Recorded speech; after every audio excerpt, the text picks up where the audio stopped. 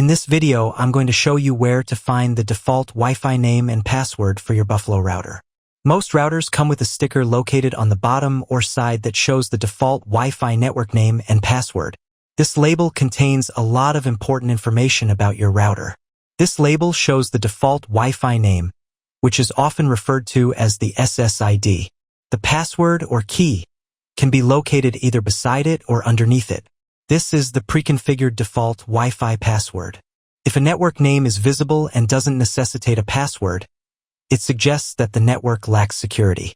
To improve your security by altering these credentials, check out my other video. The link to the video can be found in the description below.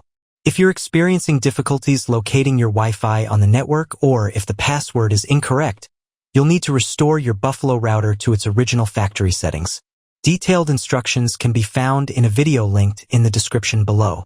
If you found this video useful, please give it a thumbs up and share your feedback in the comments.